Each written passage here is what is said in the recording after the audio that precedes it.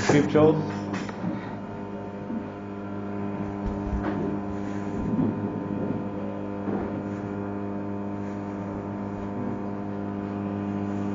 Prenons le livre de Jean. Let us turn to the book of John. Jean chapitre 8, à partir du verset 37. John 8, from verse 37. Nouveau Testament, New Testament.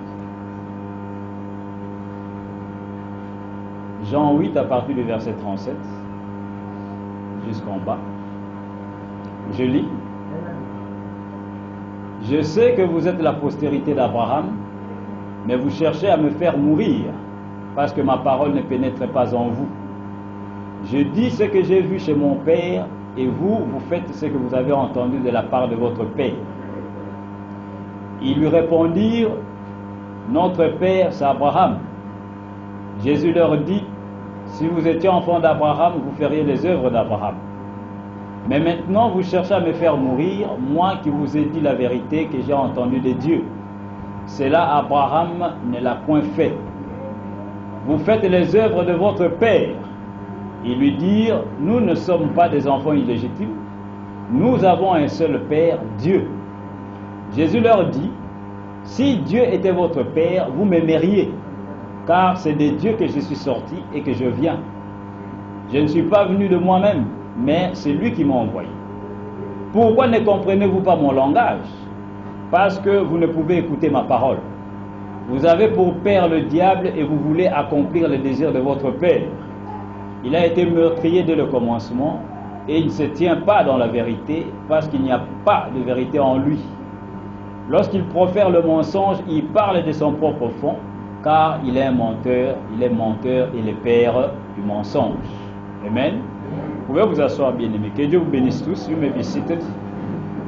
May the Lord bless all of you. Vous êtes les bienvenus ce matin au nom du Seigneur. You are all welcome this morning in the name of the Lord. Alors ce matin, nous allons ajouter quelque chose à ce que nous avions dit le dimanche passé à propos de notre sujet. Ne comprenez-vous pas mon langage ou le langage de Dieu? Then we are going to add something about what we said the last Sunday, about our topic, why can you not understand my language or the language of God? Le langage de Dieu. Nous allons essayer d'ajouter quelque chose parce que il est pratiquement impossible de parler de la parole, surtout des choses profondes, pendant juste 1 heure de temps. Donc, tellement il y a beaucoup à dire, nous sommes quelquefois obligés de continuer les jours qui viennent pour que nous puissions avoir une idée parfaite et correcte à propos de ce que nous sommes en train de parler. As it's almost impossible for us to say everything maybe for 1 hour, just one Sunday, it's impossible. It's why we're supposed to continue and add something about what we said, because many things supposed to be done, supposed to be said, so that we may have a correct understanding of the Word of God. But the Word of God is eternal, it's a very big forest, we cannot finish it in just 1 hour. La parole de Dieu, c'est une grande forêt, et c'est une éternité, et il est pratiquement impossible de parcourir tout un sujet en quelques heures ou en quelques temps. Amen. Donc nous allons continuer et ajouter quelque chose à ce que nous avions dit. Et nous devons premièrement savoir, bien-aimés, que lorsque nous venons pour étudier la parole de Dieu. We supposed to know first of all that when we are coming here, we are coming to study the Word of God. La connaissance de la parole, la Bible déclare, vous connaîtrez la vérité vous rendra libre. The Bible says that you shall know the truth and the truth shall set you free. Parler en langue, c'est bien. Des miracles, c'est bien. La guérison divine, c'est bien. Mais la Bible n'a jamais dit vous serez guéri et vous serez libre. La Bible n'a jamais dit vous parlerez en langue et vous serez libre. La Bible a dit, le Seigneur a dit, vous connaîtrez la vérité. Et la vérité vous rendra libre. La seule chose qui rend un croyant libre, un homme libre, c'est quoi? C'est la connaissance de la vérité. Et quelle est cette vérité? Le Seigneur a dit, je suis le chemin, la vérité et la vie. Donc la vérité c'est Christ et Christ est la parole. Donc un croyant, la première des choses, avant d'accéder à tous les miracles, c'est de connaître premièrement la vérité. The Bible said that you shall know the truth and the truth shall set you free. Then we can speak in tongues, it's good. We can need miracles and wonders, it's good. We can have the divine healing, it's good. But only the Lord himself, when he came, the first thing he said, you shall know the truth and the truth shall set you free. The Bible never said that you're supposed to speak in tongues, then you'll be set free. Or maybe you're supposed to be healed, then you can be set free. No. The Bible said, you shall know the truth, and the truth shall set you free. Then the first thing for a believer, for a human being, is to know the truth. And what is the truth? The Lord said that I'm the way and the truth. The truth is Christ, and Christ is the word. Then we're supposed first of all to know the truth, which is God himself. Amen. Quand nous connaîtrons la vérité, qui est Dieu lui-même, c'est à ce moment-là, nous saurons pourquoi il nous guérit. Nous saurons pourquoi il fait des miracles parmi nous. Nous saurons pourquoi il est en train de faire toutes ces choses, parce que maintenant nous aurons connu Dieu lui-même. C'est pourquoi Paul dit, vous pouvez parler en langue. Il dit, je peux même donner tous les biens que j'ai. Je peux même donner mon propre corps à brûler. Si je n'ai pas l'amour, je ne suis rien. Il dit, je peux parler toutes les langues, même les langues des anges, que les gens ne comprennent pas. Mais si je n'ai pas l'amour, je suis comme une cymbale qui retentit. Un tonneau vide faisant beaucoup de bruit. À l'intérieur, il n'y a pas de Dieu. Donc, quelqu'un peut bien parler en langue. Il peut bien faire des miracles et ne pas avoir Dieu. Et pour un véritable croyant, il cherche d'abord Dieu. C'est pourquoi la Bible déclare, cherchez d'abord le royaume des cieux et sa justice. Et tout vous sera ajouté par-dessus. Mais aujourd'hui, nous faisons l'inverse. Les gens veulent d'abord avoir des grandes choses, des miracles, des guérisons divines et toutes ces choses, sans connaître même ce Dieu-là qui les guérit. C'est Dieu-là qui leur parle en langue. Amen. Then we see that to know the truth, this is a very important thing for a believer. Then first of all, we are supposed to know that truth, because Paul said that he said, I can even speak in tongues. The language of angels. I can even give my own body to be burned. But he said, if I don't have love, which is God, he said, I'm nothing. Which means that somebody can be speaking in tongues, can have miracles and wonders, but not having God. But the Bible said that you seek first the kingdom of God and its righteousness, and everything shall be added unto you. But today we are just putting everything upside down. People are willing, first of all, to have miracles and wonders, to speak in tongues, without what? Without having and knowing even that same God who is speaking in tongues in them. Amen. Donc nous voyons, bien aimés, nous venons pour étudier la parole et soyons chaque fois attentifs à la parole. Surtout les sœurs. Parce que quelquefois les sœurs pensent que la connaissance de la parole se réservait seulement aux frères. Hein? Non, ce n'est pas cela. Vous êtes tous des croyants et des croyantes. Chacun doit connaître la vérité afin de défendre ce qu'il croit. Parce qu'en ce temps de la fin, nous vivons dans une heure très séductrice, un temps où le diable est trop séducteur. Parce que qu'est-ce que le diable fera? Le diable essaiera de vous ôter la vérité que Dieu vous donne. Et il viendra toujours avec une ruse. Mais nous sommes censés étudier la parole afin que chacun puisse voir dans la parole ce que la Bible déclare. Et alors, à chaque fois que le diable viendra, d'une manière ou d'une autre, pour essayer de vous ôter la vérité, vous saurez où vous en tenir. Amen. Then we see that today we are living in very time where the devil is seducing many people.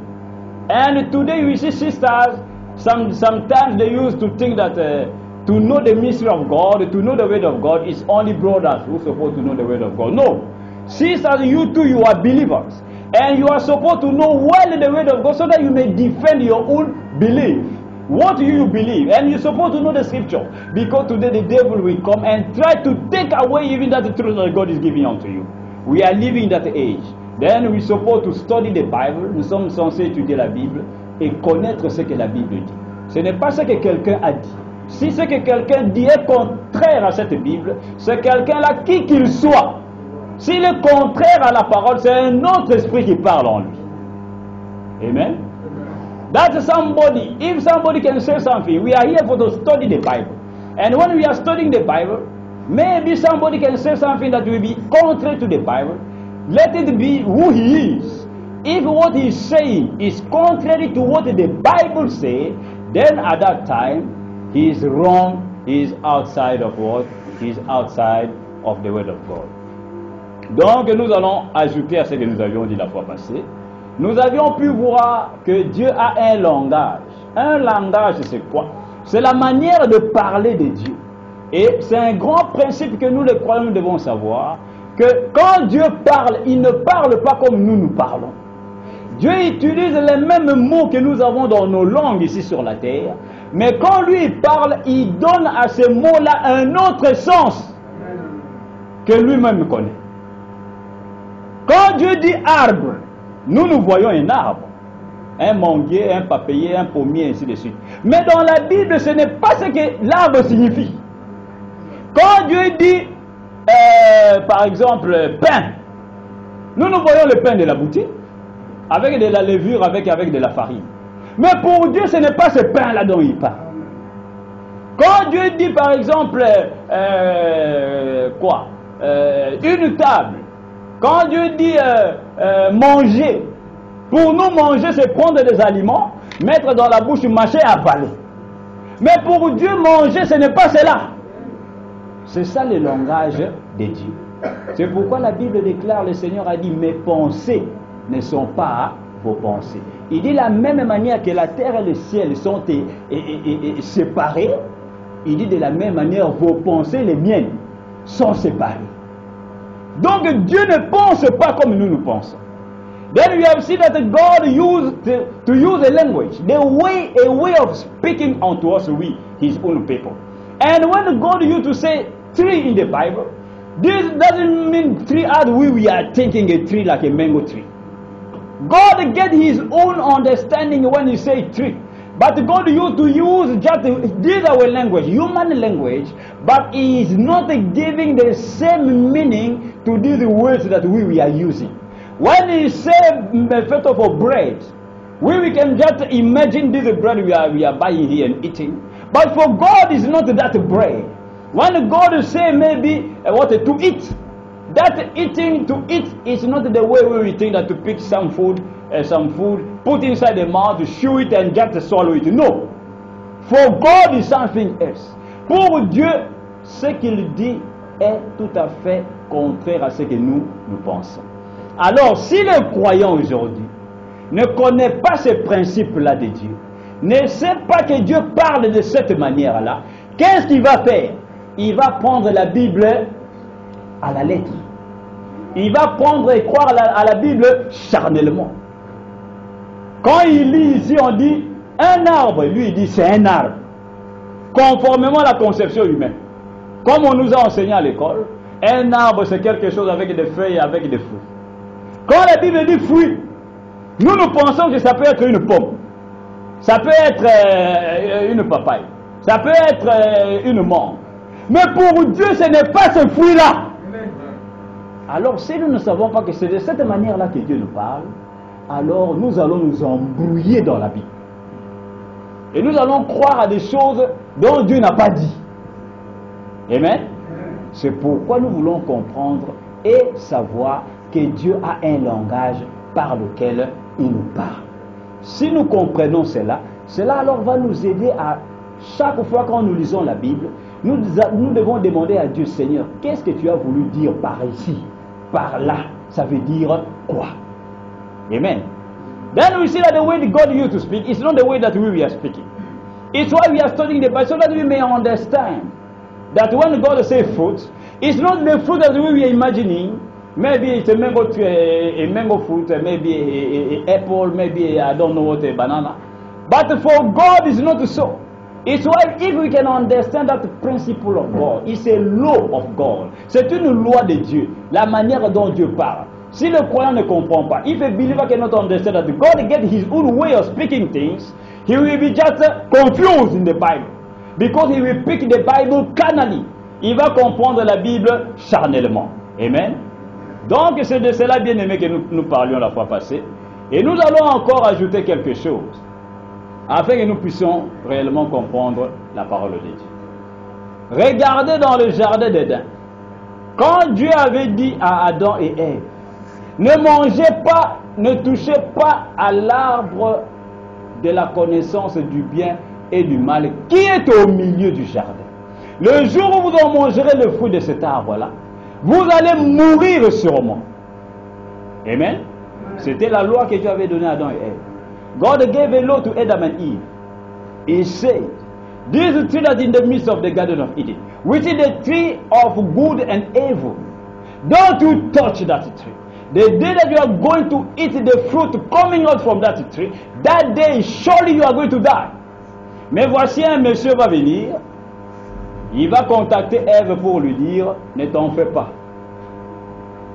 Cet arbre-là qui est au milieu du jardin, si vous mangez de son fruit, vous n'allez pas mourir comme Dieu l'a dit. Mais plutôt, vous connaîtrez le bien et le mal, et vos yeux vont s'ouvrir. Et vous deviendrez comme de Dieu. Et Dieu même sait que vous allez devenir comme lui. Amen.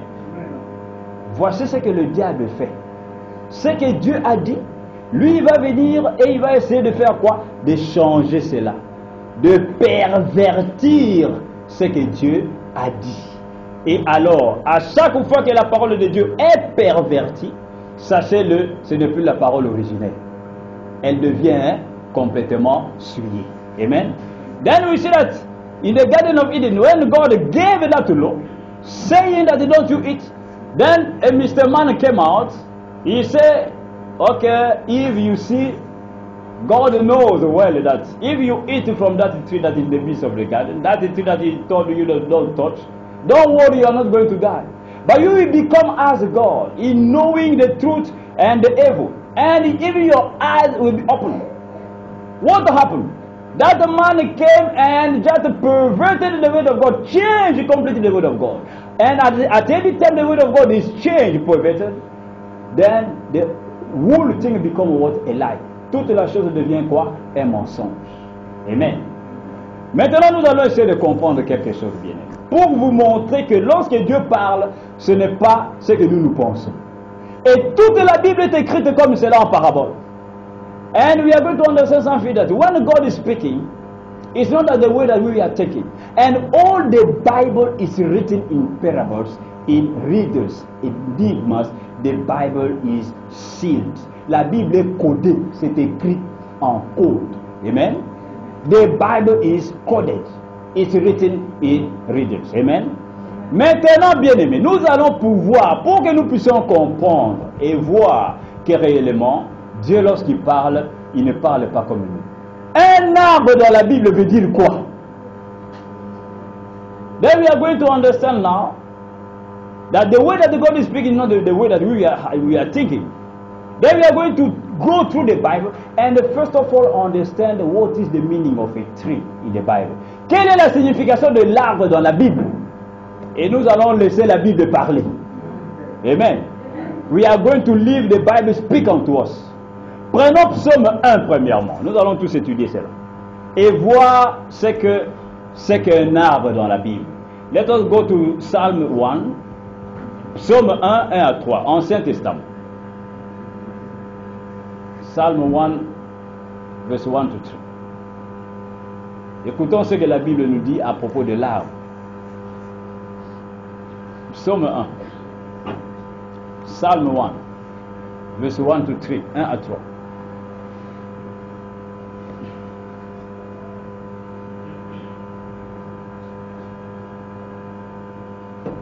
Est-ce que vous êtes là? La Bible dit ceci. Le bas verset 10.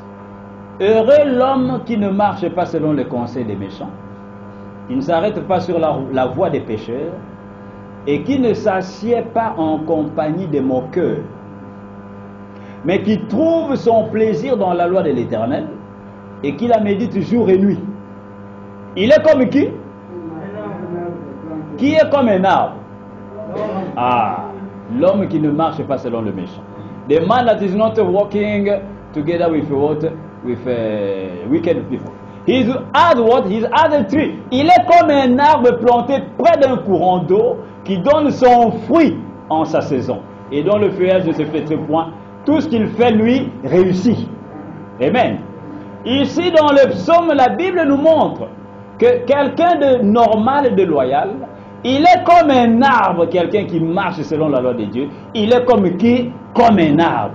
Donc la Bible est en train de typifier l'arbre à l'homme, à symboliser l'arbre à l'homme. Then the Bible here is now symbolizing what? The tree to a man. The Bible says that a man who is working according to the law of God and is not working with according to the counsel of a wicked people, he is as a tree planted near the river. Yes, a river of water. Amen. Everything he can do, he will just succeed. Then here the Bible is not what the Bible is doing.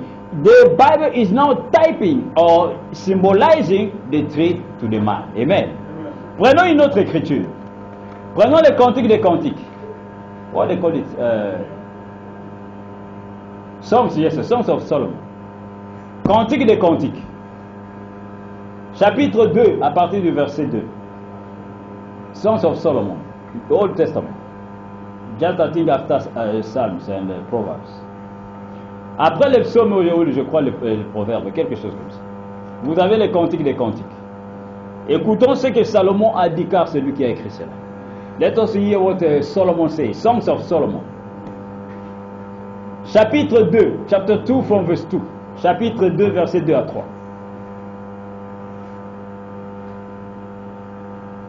La Bible dit ceci. Vous êtes là? Cantique 2, Cantique des Cantiques, chapitre 2, verset 2. Écoutez ce que la Bible dit. Comme un lys au milieu des épines, tel est mon ami parmi les jeunes filles. Amen. Ici, c'est Salomon qui parle. Salomon qui parle à son ami qui était la femme Sulamite. Amen. Here is Solomon talking. Salomon dit, comme un lys au milieu des épines, tel est mon ami parmi les jeunes filles. Maintenant, écoutez la femme Sulamite, elle, ce qu'elle dit. Now you hear that woman what she said. Elle dit ceci, au verset 3. Comme un pommier, c'est ce qui est écrit chez vous, non? As a apple tree, comme un pommier au milieu des arbres de la forêt, tel est mon bien-aimé parmi les jeunes hommes. J'ai désiré m'asseoir à son ombre et son fruit est doux à mon palais. Amen. Salomon appelle sa fiancée, la femme sunamite, un lys. Le lys, c'est quoi? C'est une fleur. Amen. C'est comme ça qu'on appelle le Seigneur Jésus-Christ. Il est le lys de la vallée. C'est une fleur. C'est ce que Salomon typifie à sa fiancée.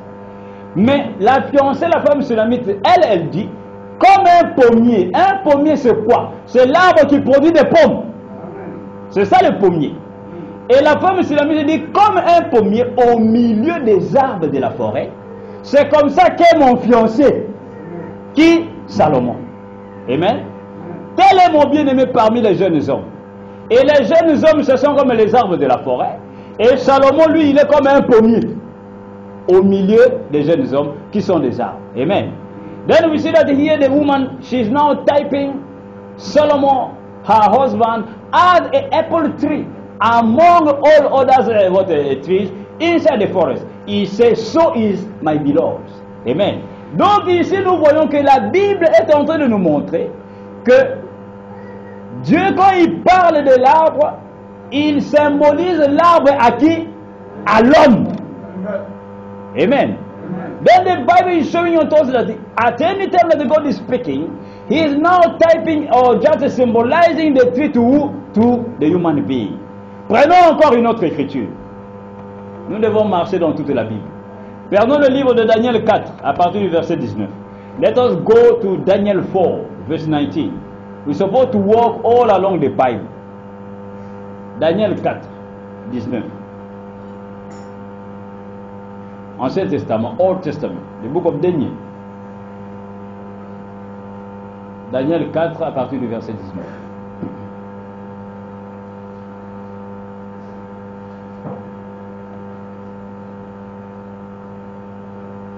Écoutez le rêve que Belchassar avait eu en son jour à Babylone.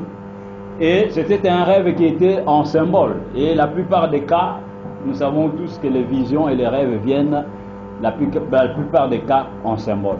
Et ce roi-là de Babylone, quand le peuple d'Israël était en déportation, en esclavage là-bas, le roi a eu un rêve, et personne ne pouvait lui expliquer ses rêves, si ce n'est le prophète Daniel. Alors on va faire appel à Daniel, et le roi va lui raconter son rêve. C'est alors que Daniel va interpréter le rêve au roi. Écoutons maintenant l'interprétation de Daniel au roi, et écoutons aussi le rêve que le roi a eu. Amen.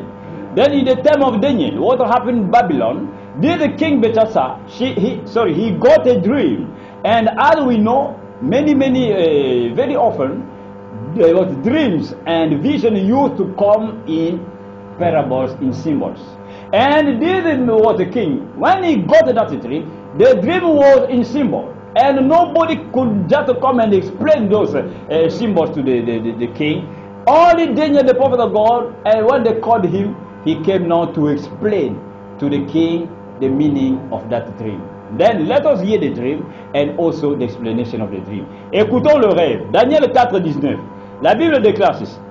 Alors Daniel, nommé Belshazzar, fut un moment stupéfait et ses pensées le troublaient. Le roi reprit et dit, Belshazzar, que le songe et l'explication ne te troublent pas.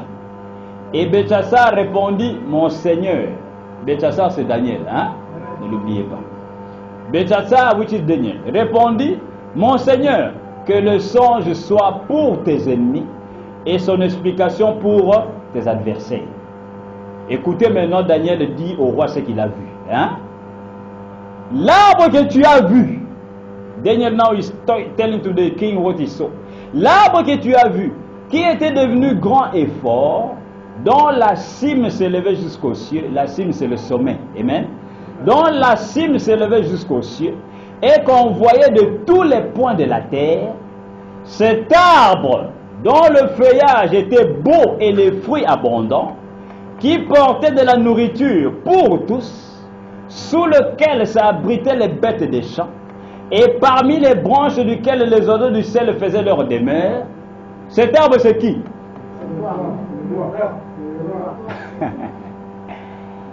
Daniel dit, c'est toi, ô roi, qui est devenu grand et fort, dont la grandeur s'est accrue. Amen. Est-ce que c'est ça?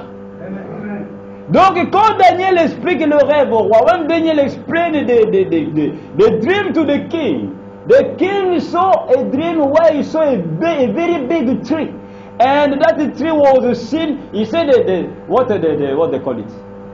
The top of the tree, everybody upon the earth, the people could see that tree. And it was a very big tree, having fruit and this and that. And all the birds of heaven, of the sky, was coming to just rest under the shadow of that tree.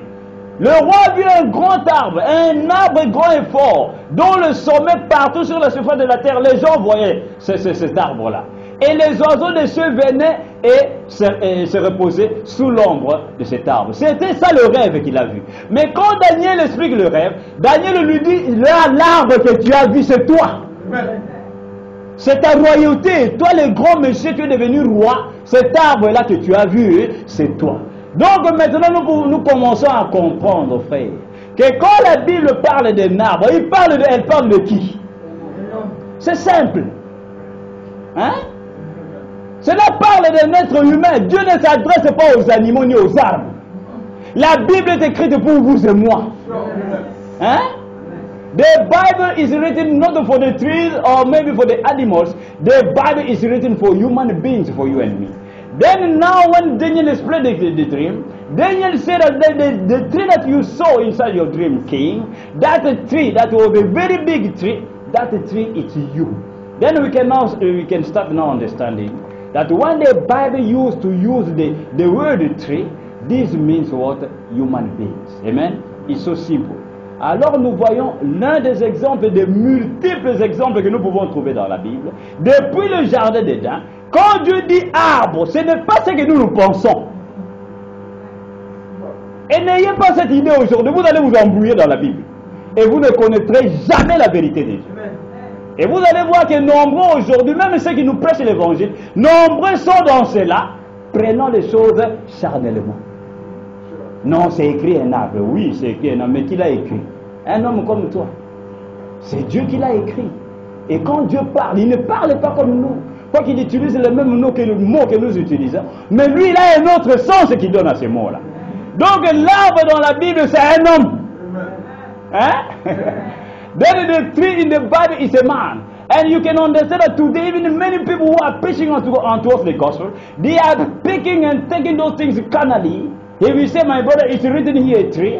Yes, it's written a tree, but is it the tree the way that you think that is a tree? Who wrote the tree here? Is it you, a human being? No, it's God. And God gets his own way of saying things. Amen. Prenons encore une autre écriture dans le Nouveau Testament. Nous devons marcher dans toute la Bible. Prenons le livre de Marc. Regardons encore ce qu'est un arbre. Marc 8. Nouveau Testament. Let us go to the book of Mark 8. Marc 8, 23, 24. Mark 8, 23 to 24. Marc 8, 23, 24. Écoutons ce que la Bible dit. Mark 8, verse 23 to 24. Voici le jour où le Seigneur a guéri un aveugle. Écoutez ce qui est arrivé.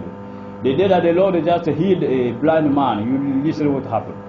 La Bible dit ceci. Il prit l'aveugle par la main et le conduisit hors du village. Puis il lui mit de la salive sur les yeux, lui imposa les mains et lui demanda s'il voyait quelque chose. Amen. Écoutez maintenant. Il regarda et dit, c'est l'homme qui vient d'être guéri. Il regarda et dit, j'aperçois les hommes, mais j'en vois comme qui? Qui font quoi? Il dit, j'aperçois les hommes, mais j'en vois comme des arbres et qui marchent. Amen. Donc quand le Seigneur a guéri cet aveugle-là, il a mis de la salive sur lui, sur ses yeux, et le Seigneur lui a dit, va te laver à la fontaine. Et quand il va, il prend l'eau, il se lave, le Seigneur lui demande, est-ce que tu vois quelque chose? Il dit, oui, je commence à voir, mais je vois des hommes, mais je les vois comme des arbres, et ils sont en train de marcher.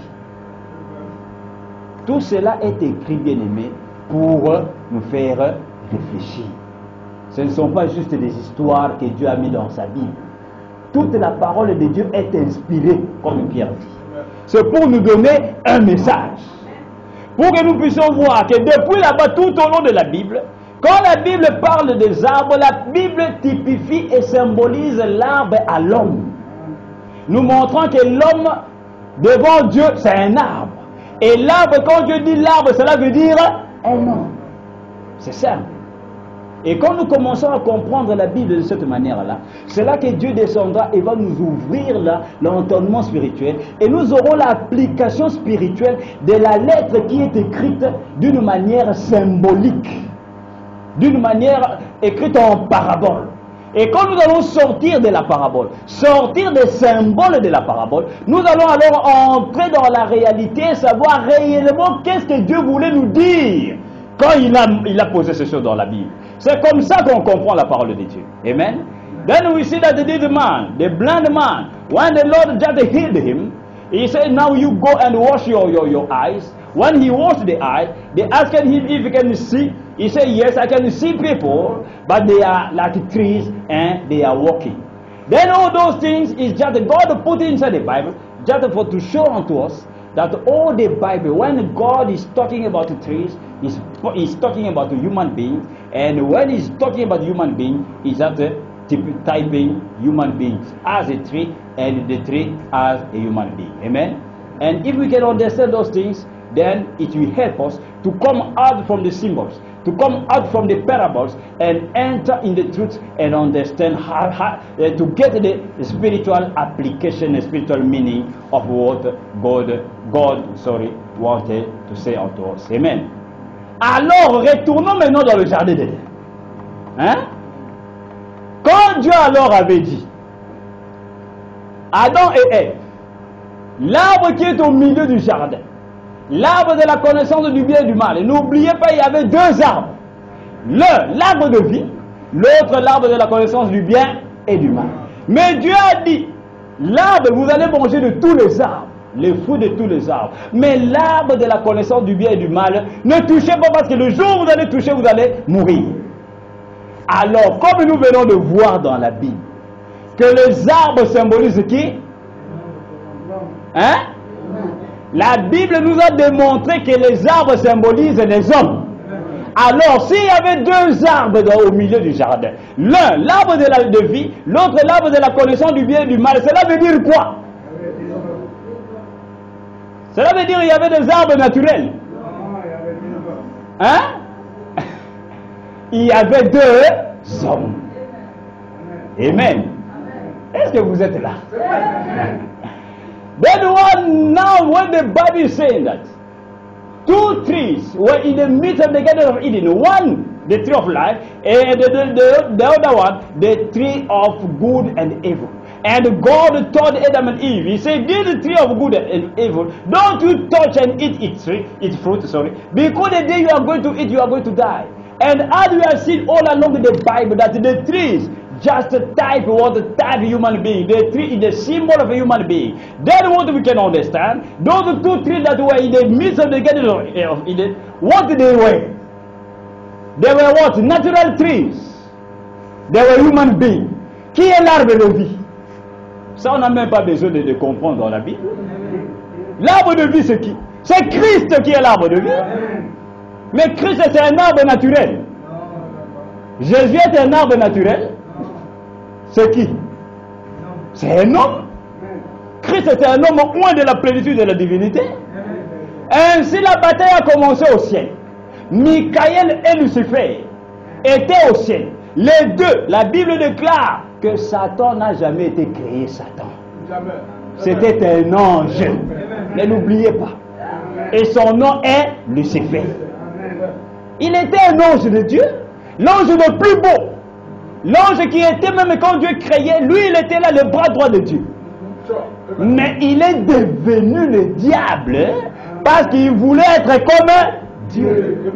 Alors qu'est-ce que Dieu a fait? Dieu l'a chassé du ciel avec tous les anges que lui il avait séduits. C'est ce qu'on appelle les démons. Et tous sont sortis du ciel et sont tombés où? La Bible dit il est tombé en Éden. C'est Ézéchiel qui dit, il est tombé en Éden. Et quand il est tombé en Éden, Michael lui aussi a quitté le ciel. Michael a quitté le ciel et lui aussi il est venu où? Sur la terre. Sous la forme de qui? L'arbre de vie. Qui est Michael? C'est Christ lui-même. Ainsi, comme ils étaient au ciel deux, Michael et Lucifer, sur la terre, ils se retrouvent encore sous la forme de l'arbre de vie qui est Michael et l'arbre de la connaissance du bien et du mal qui est qui? Qui est Satan? Mais ce sont des hommes. Ce ne sont pas des arbres. Hein? Ce ne sont pas des arbres naturels, bien aimés, sur lesquels on peut monter, grimper et regarder Bamankokura. Hein? Ce sont des êtres humains. Then Michael and Lucifer was in heaven. The devil, Lucifer, was not created the devil. He became Satan. He became a rebel. Because he wanted to become as God, and God cast him out from heaven, and he just fell where in the Garden of Eden, with all the demons, all the angels that God cast out, that him himself seduced. Then they came down upon the earth, and Michael, which is Christ, him too, came upon the earth, and he upon the earth inside the Garden of Eden, those two people, which was Christ and Michael, became what? The tree of life. And this Lucifer, the devil, become what? The tree of what? Good and evil. And the two are men, human beings. They are not natural trees.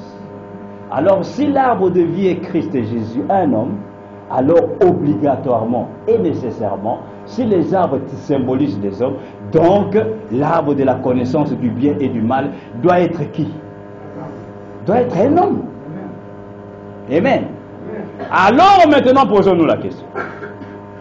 Quand Dieu avait dit, ne touchez pas cet arbre-là, et lorsque le péché est entré, et que Dieu est descendu, est-ce que réellement Adam et Ève avaient touché à cet arbre dont Dieu leur avait interdit de toucher, ou avaient-ils touché à un autre arbre?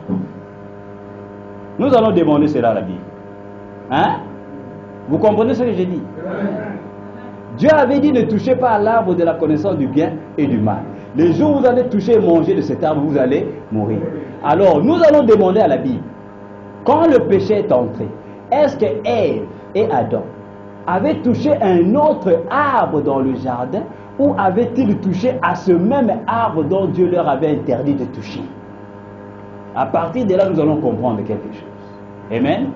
Now, in the Garden of Eden, God said to Adam and Eve, don't you touch this tree of what good and evil. Because the day you are going to touch and eat its fruit, you are going to die. Now we are going to ask the Bible. When the sin came in the Garden of Eden, did Adam and Eve eat or touch from that same tree that God forbidden them to touch, or they touched another tree? We are going to ask the Bible if really Adam and Eve they touched that same tree that was forbidden unto them to not touch. Prenons Genèse 3:13, nous allons voir ça.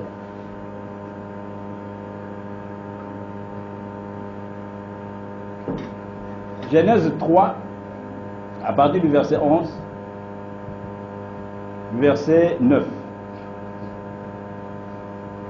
Genesis 3, from verse 9 to 12. Genèse 3, 9 à 12. Genèse 3, 9 à 12. Écoutons ce que la Bible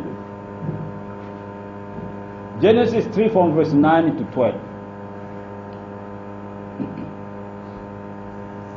La Bible dit ceci. The Bible says, et l'Éternel Dieu appela l'homme et lui dit, c'est quand Dieu est descendu dans le jardin d'Éden et que Dieu a compris qu'il y a quelque chose qui s'est passé dans le jardin. When God understood that something happened in the Garden of Eden, God came down. Il dit, l'Éternel Dieu appela l'homme et lui dit, où es-tu? Et il dit, j'ai entendu ta voix dans le jardin et j'ai eu peur, car je suis nu et je me suis caché. I'm naked and I'm hiding. Et l'Éternel Dieu dit, qui t'a montré que tu étais nu?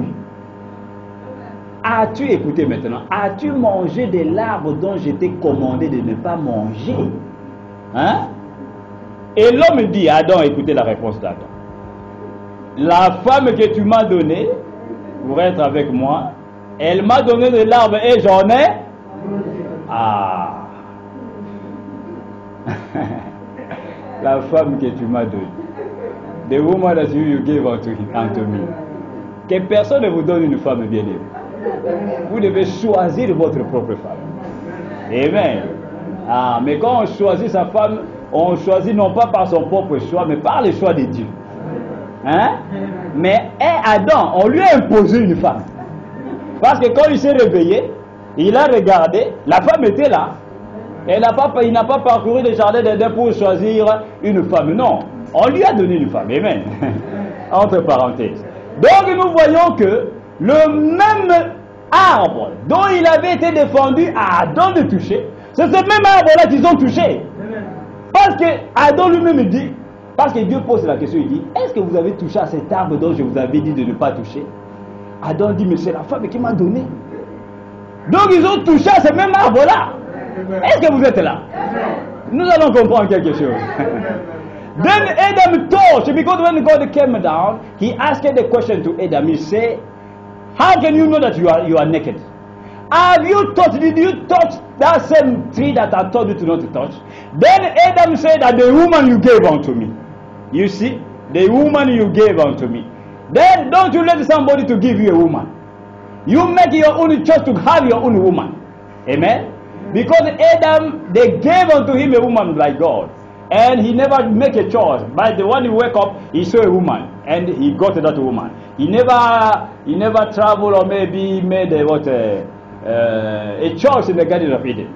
But God gave unto him a woman. But we are supposed to make a choice. And the choice, the better choice, it should be the choice of God, not your own choice. Amen?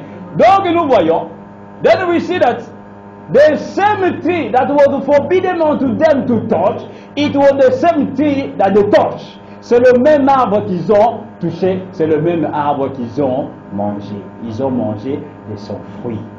Amen.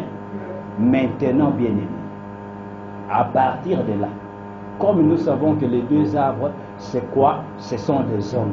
Donc, quand Dieu avait dit à Adam et Ève, ne touchez pas cet arbre-là, Dieu avait dit de ne pas toucher à qui? À un homme.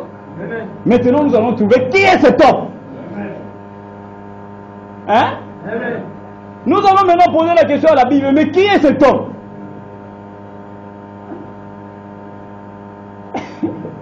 Est-ce que vous êtes là? Nous venons de voir que l'homme, pardon, l'arbre de la connaissance du bien et du mal, c'est qui? C'est un homme, mais c'est qui? C'est le diable, c'est Satan. Amen. Donc il était dans le jardin d'Éden sous la forme d'un arbre. Mais ça, c'est le langage de Dieu. Cela veut dire qu'il était un homme. Ah, mais c'est clair. Hein, frère? Then we see that the tree of life, of good and evil, that the tree that was in the Garden of Eden, it was a human being. And who was that tree? That tree was who? Was the devil, Satan. L'autre arbre était Jésus, Christ. L'autre arbre était Satan, le diable, monsieur Lucifer. Et il était un homme. Amen. Maintenant, ce que nous pouvons voir, c'est que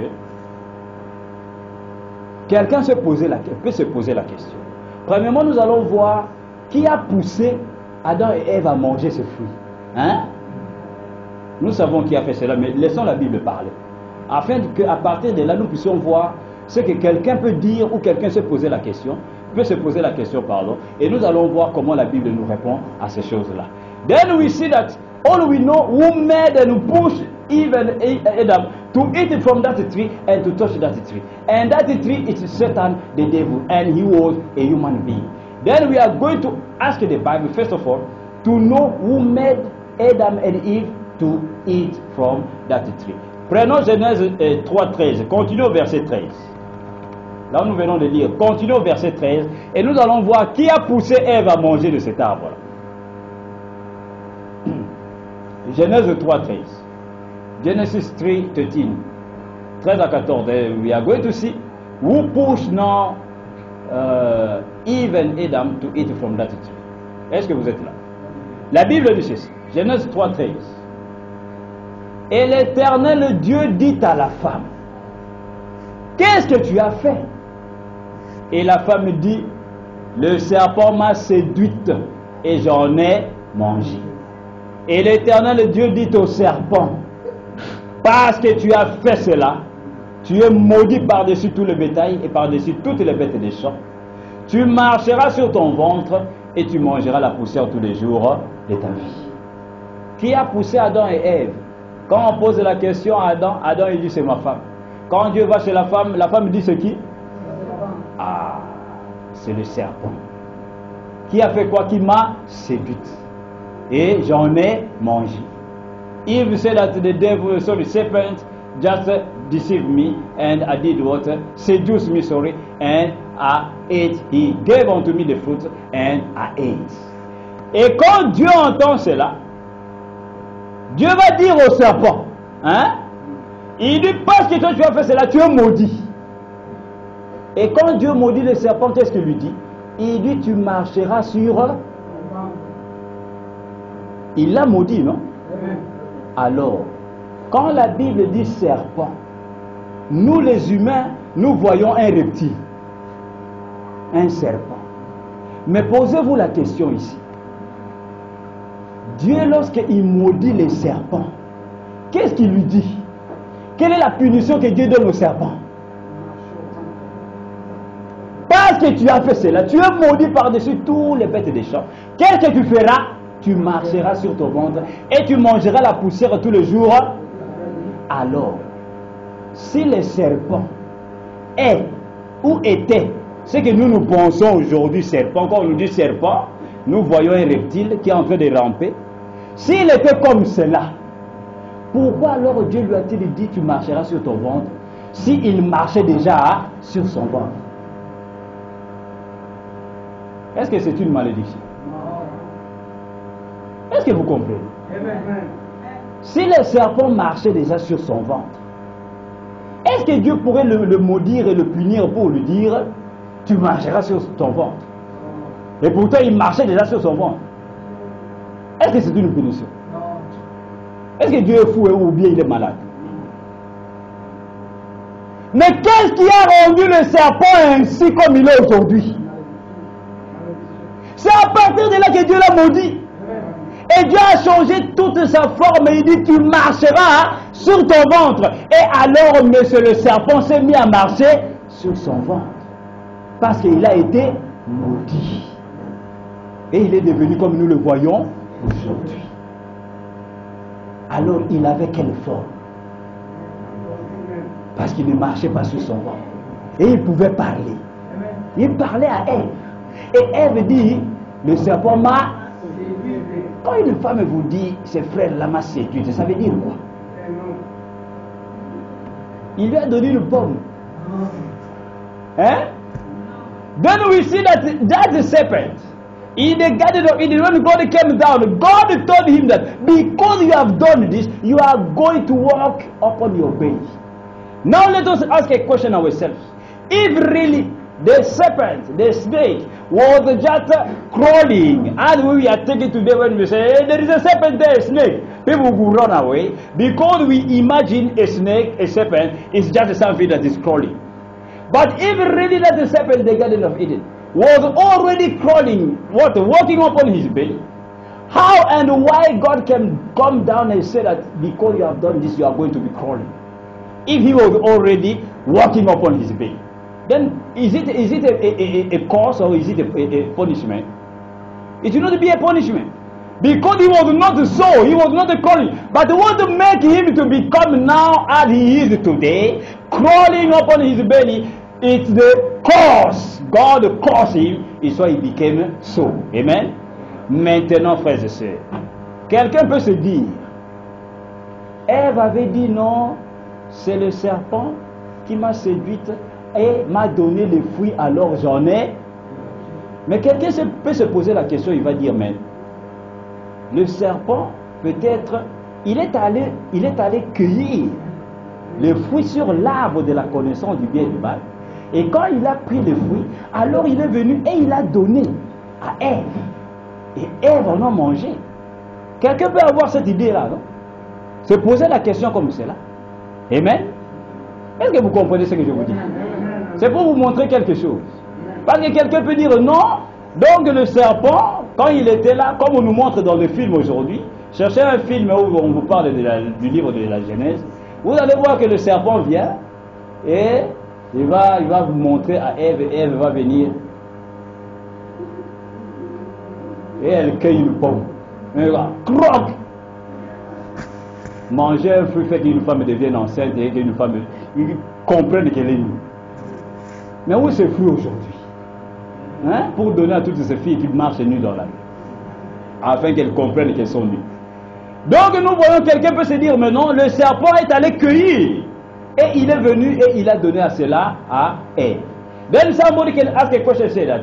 Then Eve say that the devil, serpent, seduced me and I ate. And somebody can ask a question, say, or maybe say that, okay, then it must be that the serpent went to that tree of good and evil and plucked the fruit and came and gave it to Eve. Mais la Bible va nous répondre, afin que nous puissions comprendre qui est l'arbre qui était dans le jardin d'Éden, qui était l'arbre à la fois mélangé de la connaissance du bien et du mal, et qui est le serpent. La Bible va clairement nous identifier et nous positionner afin que nous puissions savoir, est-ce que l'arbre de la connaissance du bien et du mal, c'était une autre personne, et le serpent, c'était une autre personne aussi? Demandons à la Bible. Prenons le livre d'Apocalypse. Apocalypse 12, 9. Then we are now going to understand if this serpent was somebody else, or maybe the tree of life, of good and evil also, was another person. Amen. Apocalypse 12 au verset 9. Écoutons ce que la Bible nous dit. Apocalypse 12, 9. Revelation 12. The last book of the Bible, le dernier livre de la Bible. Apocalypse 12, 9. Revelation 12, 9. La Bible dit ceci. Revelation 12, verse 9. Apocalypse 12, verset 9.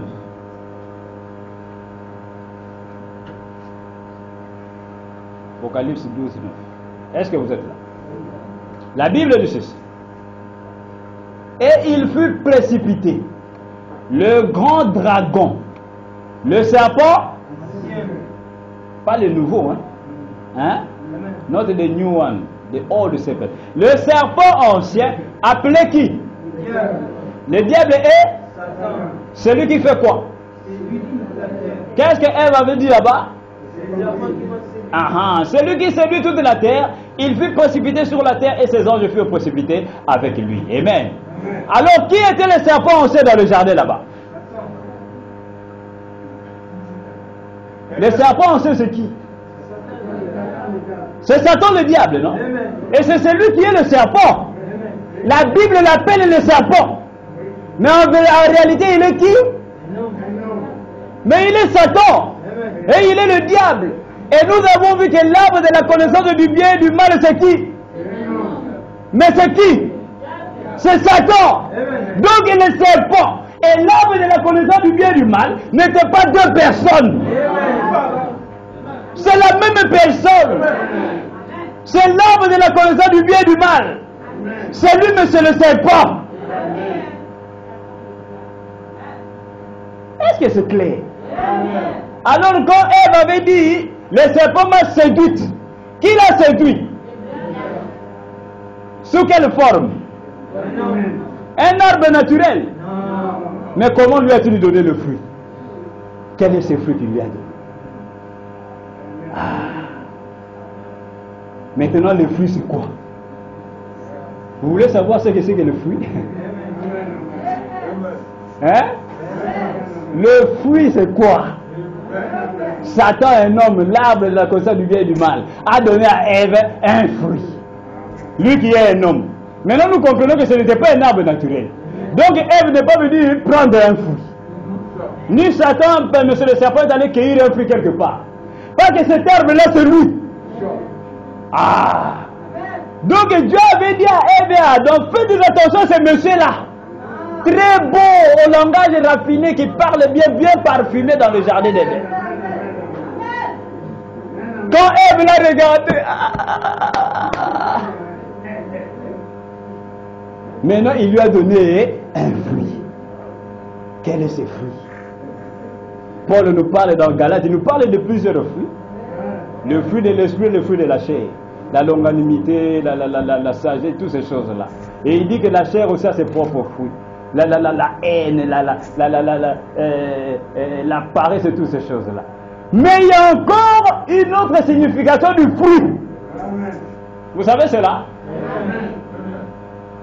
Nous allons demander à la Bible. Prenons le livre de Luc 1:40. Nous allons voir ce que c'est qu'un fruit encore. Let us go to the book of Luke 1. We are going to see what is a fruit. Then we see that the Satan, the devil, in the book of Revelation, Satan, the old serpent, he is called Satan the devil. The one who is seducing all the earth, the whole earth. And in the Garden of Eden, we can now understand that the tree of life, the good of evil, that the tree was Satan, and the serpent, they are not two people, two different people, because here the Bible said that serpent, it's him, Satan the devil. And if in the Garden of Eden, there were two trees, the tree of life and the tree of good and evil, the tree of life being Jesus, God, and the tree of good and evil being the devil, Satan, then that tree was Satan the serpent. Then the serpent was not different with the tree of good and evil. It was the same self-person. And Eve went and ate from that tree. Now, what is that fruit that they hated? They ate, sorry. Amen. Luc 1:40. Écoutez ce que c'est qu'un fruit, selon cette écriture. Luc 1:40, 41 à 42. Quand Marie a reçu l'ange, la visitation de l'ange, Marie va visiter sa cousine Élisabeth. Écoutez ce qu'Élisabeth va dire. When did Mary receive the visitation of the angel visitation, she went and went and visited her cousin, which was who? Elizabeth. Now let us hear what Elizabeth said. Luke 1, 40, 41, 42. Vous êtes là? Luc 1, 40, 41, 42. La Bible dit ceci. Elle entra dans la maison de Zacharie et salua Élisabeth. Ça c'est Marie.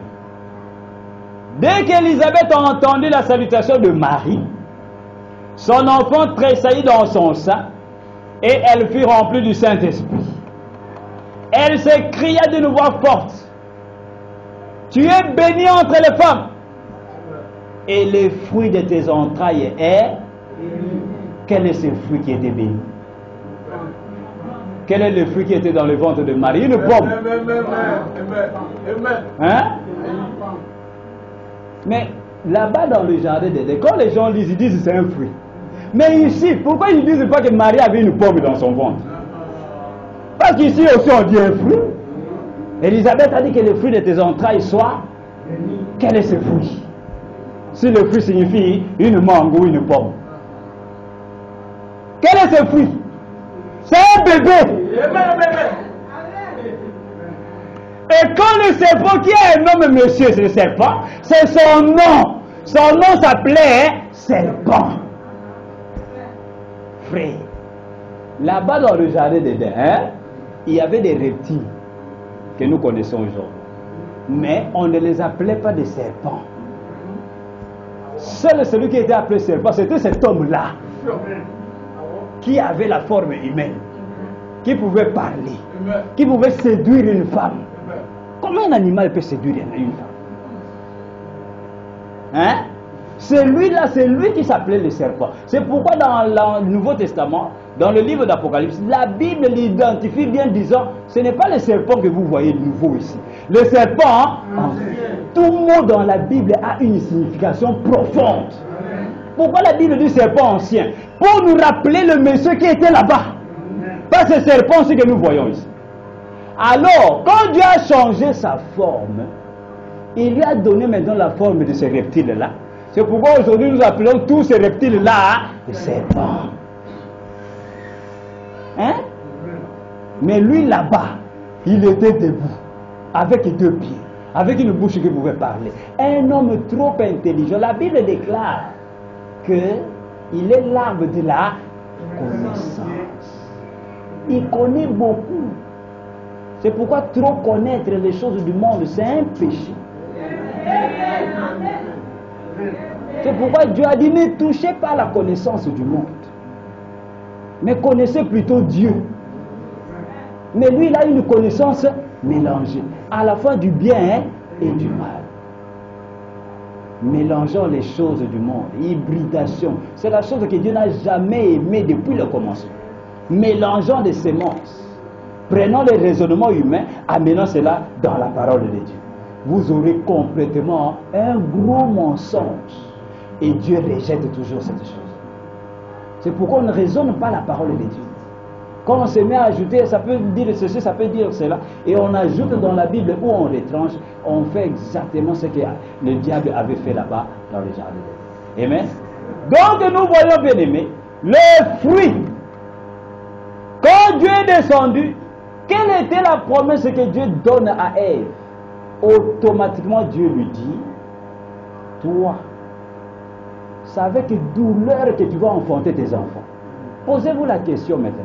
Si c'était un fruit littéral, quel est le rapport qu'il y a entre la punition que Dieu donne à Ève avec manger un fruit littéral? Mais Dieu aurait pu lui dire, comme tu as mangé les fruits, tes dents vont pourrir. Bien comme tu as mangé les fruits là, tes lèvres ici vont pourrir. Mais ce n'est pas ici que Dieu a donné la punition, c'est ici. Posez-vous la question, pourquoi? Et comment Ève, en mangeant le fruit, a pu comprendre qu'elle était nue? Quel est ce mystère? Mais nous voyons ce temps de la fin. Dieu devait nous envoyer un prophète pour venir nous révéler les choses qui ont été cachées dans la Bible. Et si quelqu'un n'est pas en contact avec lui, il va continuer à croire la Bible comme le monde le croit, charnellement. Ici, dans le Nouveau Testament, Élisabeth dit que le fruit de tes entrailles soit béni. Ici, on ne va pas parler d'une pomme. Mais quand on retourne dans le jardin d'Éden, voici, elle va manger un fruit, automatiquement, on voit une pomme. Mais finalement, vous voulez quoi? Pourquoi? Parce que les gens ont été imprégnés de ces enseignements-là, de telle manière que, même quand la vérité vient, ils sont habitués à la photocopie. On n'arrive plus à prendre l'original. Pour maintenant sortir de ces choses-là qu'on a reçues dans la tête, ça devient un problème. Pourquoi? Parce que tout le monde croit cela. Mais Dieu n'est pas dans la majorité. Dieu a toujours été dans une petite minorité. Amen. Et nous allons continuer, nous allons voir comment Dieu révèle sa parole. Then we see that fruit it was what? It was a baby. Donc quand elle va dire, il va m'en donner le fruit, et Satan était un homme. Et le fruit dans le naturel, le fruit sort d'où? Le fruit ne vient pas de quelque part, il vient s'accrocher à l'arbre. Le fruit sort de l'arbre. Frère Branham me dit, les fruits sont déjà dans l'arbre sous la forme de germes. C'est dans tous les mangues que vous voyez ici, sont dans ce manguier-là, mais sous une autre forme. Mais quand la saison vient, alors ces semences qui sont dans le tronc vont monter et vont devenir des fruits. Alors si Satan était un homme, et que Satan a donné son fruit, le serpent a donné son fruit à Ève, cela veut dire quoi? C'est qu'il lui a donné quelque chose qui est sorti de lui. C'est simple. Et cette chose-là qui est sortie de lui a fait qu'à Ève devienne enceinte. Donc c'était une pomme. Hein, frère? Voilà les grands mystères. Maintenant, posez-vous la question. Quand Dieu dit dans le livre de Genèse, now you ask a question yourself. Quand Dieu dit que chaque arbre produise des fruits selon sa propre... Dieu parlait premièrement à qui? Seulement aux arbres. Si les arbres symbolisent les hommes, alors il parlait à qui? When God said that let each tree produce fruit according to its own kind, then to whom God was he talking to? Was he talking only to the trees, the natural trees? Est-ce que Dieu parlait seulement aux arbres naturels? Que chaque arbre produise des fruits selon sa propre espèce. Quels sont ces fruits? Si les arbres sont des humains, alors c'est nous à nous que Dieu s'adresse. Maintenant, quels sont ces fruits que nous devons produire qui doivent être complètement comme nous sommes? Ce sont des enfants. Oh my. C'est pourquoi. Oh my. Frère Branham vient nous révéler cette vérité. Si vous êtes un arbre noir, comment allez-vous produire un fruit rouge? Alors ces fruits rouges-là viennent. C'est qu'il y a eu un mélange quelque part. Comme l'arbre de la connaissance du bien. Vous voyez d'où cela vient? C'est pourquoi frère Branham parle de mariage multiracial. Parce que Dieu, quand il parlait cela, il a voilé sa parole.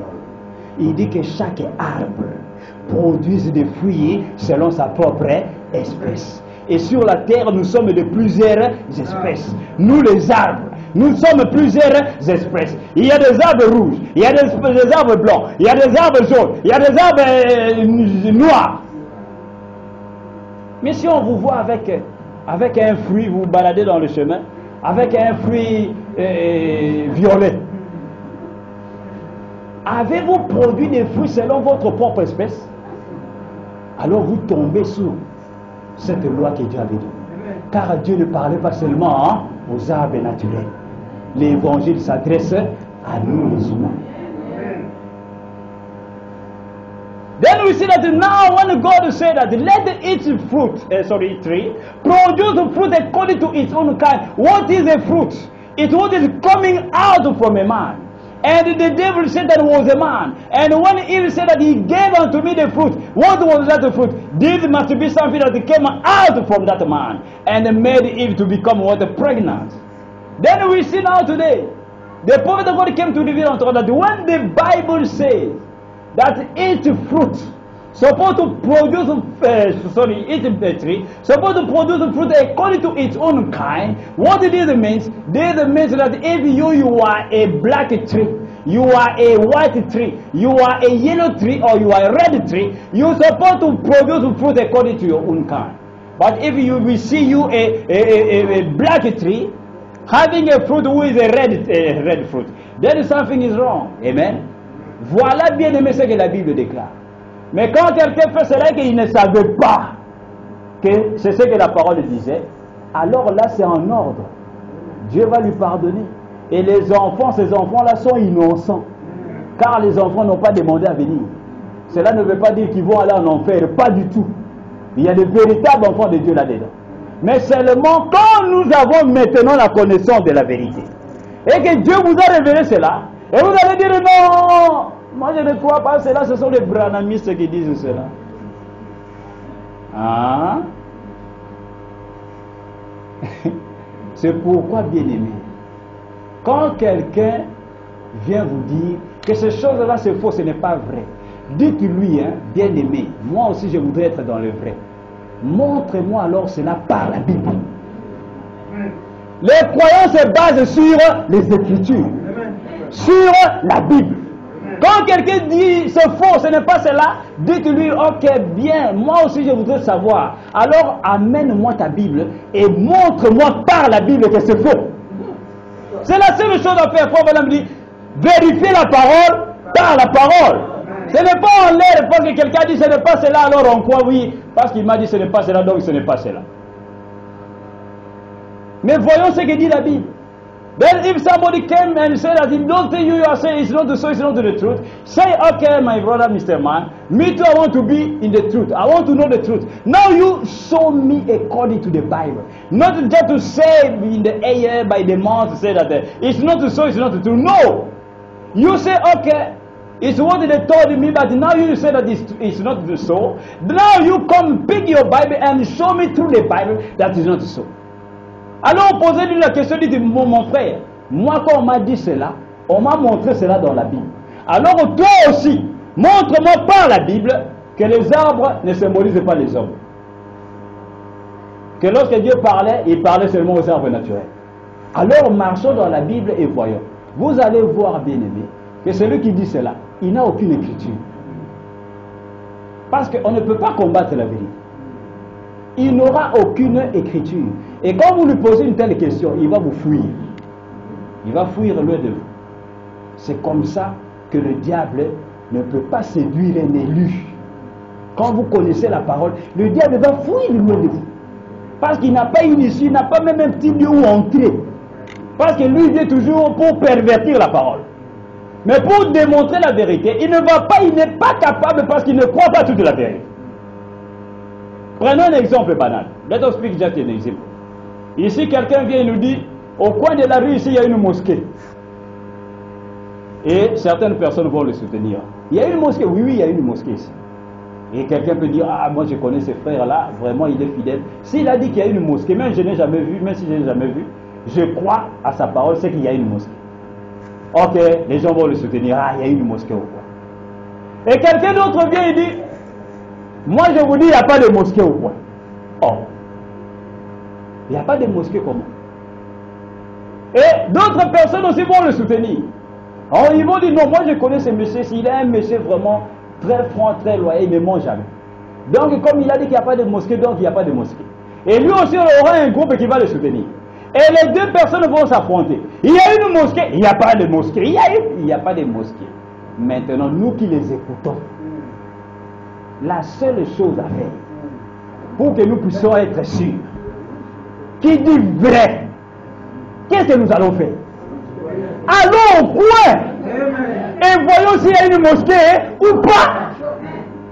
C'est simple. Hein? Somebody can come and say that there is a mosque here at the corner of the tree. Our street here. And some people they will just believe him. They will trust him because they will say this man, he cannot lie. We know him. As he said that there is a mosque here at the corner of the street, sorry. Then there is a mosque. And another person will come him to say, no, there is no mosque there at the corner of the street.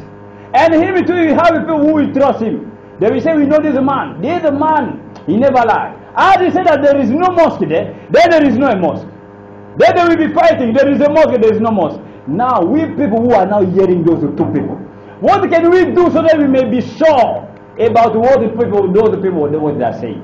It's so simple. Let us go to the corner of the street and see by our own eyes if there is a mosque or not. Maintenant, si nous nous rendons au coin de la vie, hein, frère, nous arrivons là-bas et nous voyons qu'il y a une mosquée.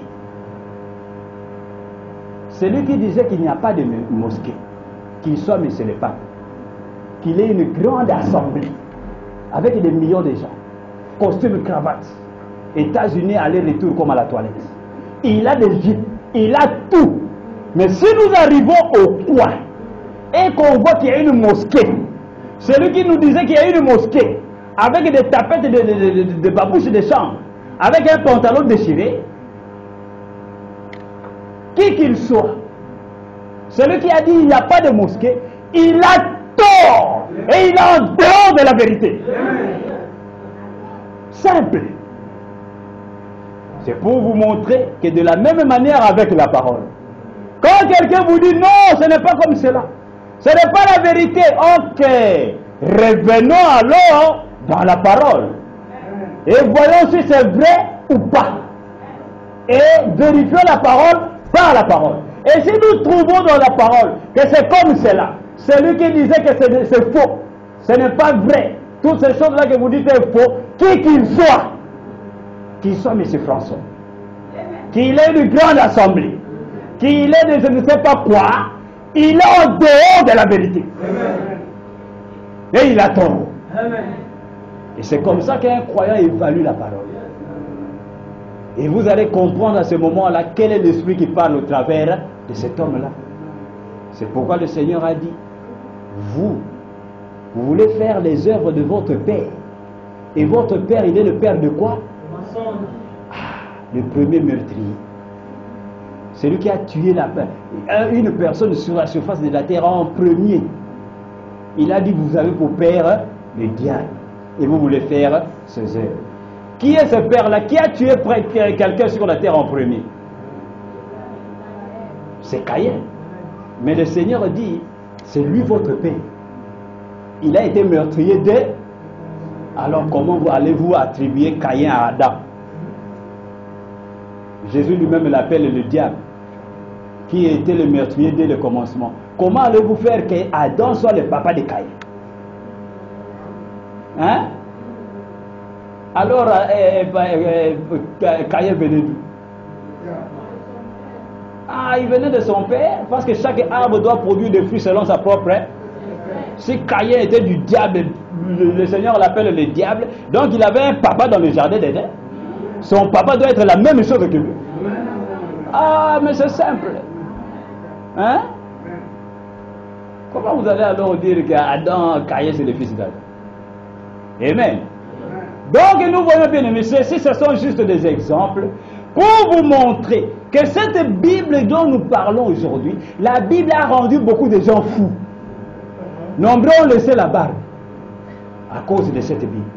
Nombreux marchent les pieds nus, même dans sa voiture. Il descend, il entre dans un supermarché, il n'a pas de chaussures. Quand vous lui posez la question, il dit, moi je suis Moïse. C'est comme Moïse. Parce que Dieu avait dit à Moïse, ôte tes souliers, parce que le Dieu où tu te tiens est saint. Il veut venir prêcher la parole, il ôte ses chaussures-là, à la chair ici les pieds. Pourquoi? Parce que lui il suit la Bible à la lettre, charnellement. Et la Bible a rendu beaucoup de gens fous et malheureux. Pourquoi? Parce que la parole de Dieu est une épée à double. C'est une épée qui vient nous délivrer des barres, des chaînes du diable, mais qui peut aussi vous tuer vous-même. Si vous ne savez pas la tenir et la manier. L'épée demande une main habile, une main qui peut manier cette épée. Si elle est mal maniée, elle va tuer les gens.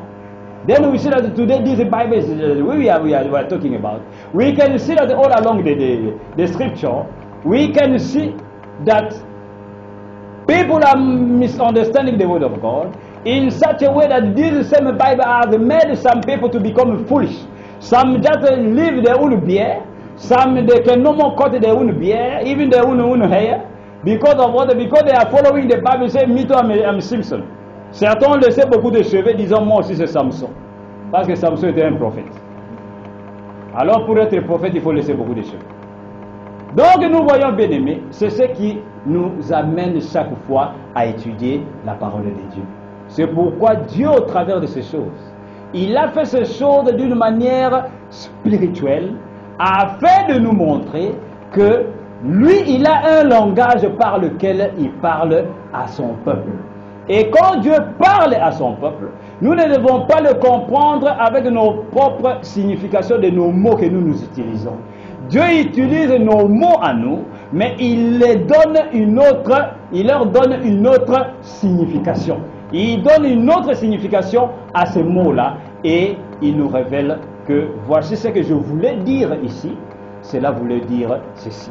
Then we can understand through all those things that God, when He used to speak to His people, He used a language. He gave His own way of speaking, and we cannot just pick God and understand things carnally, because God said fruits, and we are going to imagine a fruit as we know a fruit, or God said that to eat, then we are going to imagine that to eat is this and that. Amen. C'est pourquoi nous voyons que tout au long des Écritures, bien-aimés, même quand le Seigneur Jésus-Christ est venu en son jour, le Seigneur, sa manière de parler à son peuple, a fait que le peuple d'Israël ne pouvait pas le comprendre. Cela a fait que le peuple d'Israël puisse s'achoper. Quand le Seigneur venait, bien-aimé, il s'adressait à la foule. Il allait, il faisait des grandes campagnes.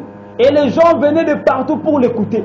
Et il pouvait prêcher, par exemple, il vient à une campagne, il commence avec la parabole du semeur. Il dit le royaume des cieux est semblable à quelqu'un qui est sorti et semé des semences. Then the Lord was having campaign, he was coming and preaching the word of God when he came in his day. Then many people were coming, crowd of people. And he was doing what? And he was preaching the gospel. Il venait, il disait, un semeur, le royaume des cieux est semblable à quelqu'un qui est sorti, qui semait des semences. Certaines semences sont tombées sur le chemin. Et les oiseaux sont venus, ils ont pris les semences. Et certaines autres sont tombées sur une terre pleine d'épines. Et les épines ont étouffé la semence. Et d'autres sont tombées sur des rocs.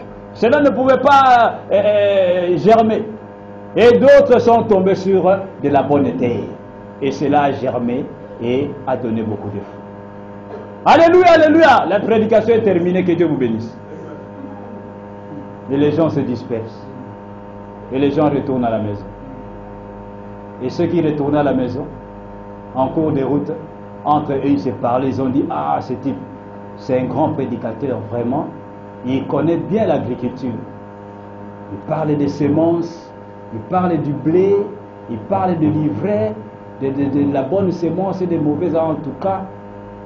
Vraiment, c'est un agronome. D'autres pouvaient dire, oui, il a été élevé dans le village. D'autres, oui, il est né à Bethléem. Dire, ah, Bethléem, c'est la maison du Père de Dieu. Parce que là-bas, ils ont beaucoup de plantations de blé. C'est pourquoi il connaît beaucoup l'agriculture. Il connaît bien l'agriculture. Then the Lord could preach the parable of the sower. So that the kingdom of God is like somebody who came out and was sowing some seed. And some seed fell upon the rock, some upon the thorns, some upon the water, on the way. And birds came and picked. And some upon the fertile ground. And the Lord could just stop his preaching there. He said, hallelujah, God bless you. You can go home, for today is over.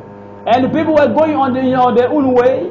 And they were speaking on the way, so that this man truly, he knows agriculture. He knows well about the seeds, because he grew up in the village. Et eux, ils sont partis. Mais la Bible déclare qu'en privé, ses propres disciples lui disaient, Seigneur, explique-nous la parabole du semeur. Ça veut dire quoi? Et le Seigneur leur disait, ok, venez, asseyez-vous. Vous voyez, quand je disais la semence, ce n'est pas les grains de maïs. La semence là, hein, c'est la parole. Vous voyez, quand j'ai parlé encore des deux semeurs, l'un était habillé en noir, l'autre en blanc, et l'autre est sorti et s'aimait, il dit, celui qui est habillé en blanc, qui s'aimait dans son champ là, hein, c'est le Fils de l'homme. Tu dis, ah, ok. Et les semences qui s'aimaient, ce sont les fils du royaume. Ah, Seigneur. Donc ce n'est pas des blés. Il dit, non, ce n'est pas des blés. Et les champs dans lesquels il s'aimait, là, hein, quand j'ai dit les champs, c'est le monde. Il dit, ah. Et celui qui est venu en noir, habillé en noir, est venu s'aimer de mauvaises semences dans le même champ, c'est Satan. Il dit, ah. Et les mauvaises semences qui s'aimaient, c'est quoi? C'est les fils du diable. Et les anges qui vont venir à la fin, ce sont les messagers. Et la récolte, la moisson, c'est la fin du monde. Et les disciples disaient, Amen. Maintenant, bien-aimés, ceux qui étaient à la campagne, qui ont écouté le Seigneur prêcher cette prédication-là, certains sont allés sans l'explication des paraboles qui ont été prêchées.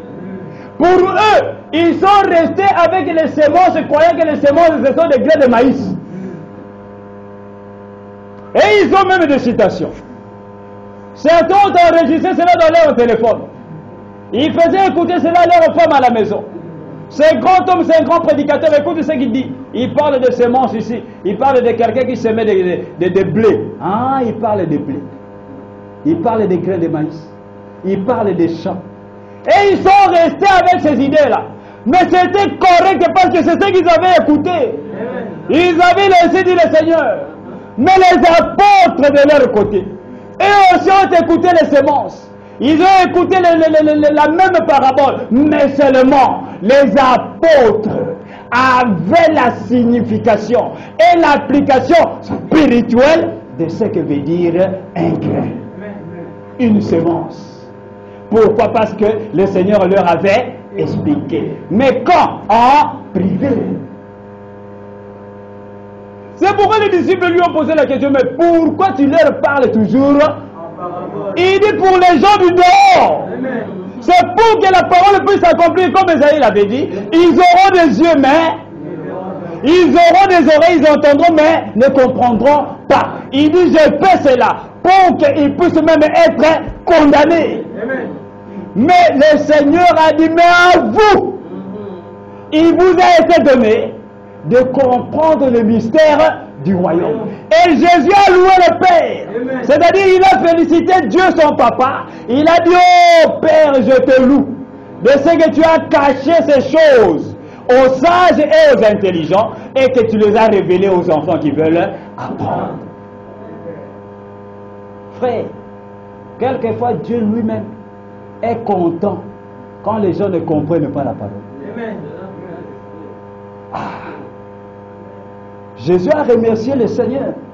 Il a remercié son Père. Il dit merci, je te loue de ce que ces gens n'arrivent pas à comprendre. Ah, c'est pourquoi quand vous voyez les gens n'arrivent pas à comprendre, quelquefois réjouissez-vous dans le Seigneur. Cela prouve qui ils sont. C'est pourquoi le même évangile qui nous est prêché, la même Bible qui nous est apportée, bien-aimée, ne vient pas pour que tout le monde puisse la comprendre. Il y a un groupe bien prédestiné dès avant la fondation du monde, à qui Dieu, par sa grâce et son amour divin, révélera ce qu'il a prêché en parabole. Ceux qui vont rester avec le fruit, gloire à Dieu, rester avec le fruit, parce que c'est ce qui est écrit. Mais ceux qui comprennent alors la signification spirituelle de ce que c'est que les fruits, eux, ils sont plus loin. Et ils sont dans la vérité parfaite de Dieu. Et Jésus-Christ a loué le Père. Il dit merci Seigneur. Merci Papa. De ce que ces gens-ci n'arrivent pas à comprendre. Croyant que le serpent, c'était un serpent. Croyant que le fruit, c'était une pomme. Croyant que Ève avait mangé une pomme. Ils vont rester comme cela. Et nous remercions le Seigneur. Parce que par sa grâce infinie, il nous a choisi à être ce petit groupe, les enfants, les bébés qui veulent apprendre. Et à nous, il nous a révélé la vérité. Mais ceux du dehors, ils ont écouté le même évangile, ils lisent la même Bible, mais ils n'ont pas l'application spirituelle de ce que la Bible dit. Then when the Lord in his day, when he was preaching in parables. And the disciples, they asked him a question, say, why always are you preaching unto them in parables? And the Lord Jesus Christ praised God. Wanted to pray. He congratulated God. He said, thank you, Father. Because you hide these things to the prudent and intelligent people, but you have revealed it to who? To the babes that they want to learn. And when the Lord was preaching the gospel, he was preaching in parables. And the disciples said, why are you doing it? He said, so that they will be condemned. So that the prophecies that were made by Isaiah may be fulfilled upon them. The Bible said that they will have eyes. They will look at the Bible, but they will not see. They will have ears. They will hear, but will not understand. And God sometimes is happy when some people cannot understand the word of God. And Jesus was happy because he prayed the Father. He said, don't think they are hidden for them and they cannot understand. But in private, Jesus was explaining all the parables to his own disciples. And the disciples got the spiritual meaning. Those over there, they were saying fruit. But the disciples understood what was the fruit according to what the Lord was saying. And today is the same way. Some people, they will just look and read, say that it's the fruit. But God has predestinated a small group of people at the last days so that unto them, He may reveal unto them what? The word of God. Amen. Donc nous voyons bien aimé, c'est un principe de Dieu. Ne l'oubliez pas. Ce n'est pas tout le monde qui doit comprendre la parole de Dieu. Il y aura des gens qui aimeront Dieu, qui aimeront Jésus, qui voudront même comprendre, mais ils ne comprendront pas pourquoi, parce qu'ils n'ont pas été prédestinés à comprendre. C'est pourquoi au jour du Seigneur, quand le Seigneur avait dit un jour, celui qui ne va pas manger ma chair et celui qui ne va pas boire mon sang, il n'a pas la vie en lui-même. Ils avaient commencé, les disciples étaient au nombre de 70. Mais le jour où il a dit cette chose-là, 58 ont quitté l'église. Ils sont restés 12. Les 58, la grande majorité. Quand ils ont entendu cela, ils ont dit, ah! Ce type, il avait bien commencé avec nous. Il nous prêchait des bonnes choses. Maintenant, c'est comme si l'église va devenir maintenant une loge ici du mysticisme. Parce que, comment il nous dit de manger sa chair à lui? Lui qui est un homme comme nous. Donc il veut faire de nous des cannibales. Il nous dit qu'on doit boire son sang. Frère, faisons attention. Parce que ici c'est de la magie. Ça ce n'est plus l'évangile. Et la Bible déclare ils sont partis. Pourquoi? Parce qu'ils n'avaient pas l'application spirituelle de ce que le Seigneur disait. Quand le Seigneur a dit manger, pour eux l'homme a cru que c'est prendre le foufou, le taux, mettre dans la bouche, mâcher et avaler. Boire pour eux, ils croyaient que c'est mettre quelque chose dans le gobelet ou prendre une bouteille et goulou, goulou, goulou, goulou, goulou, goulou. Et la chair dont le Seigneur parlait, et ils croyaient que c'était son corps.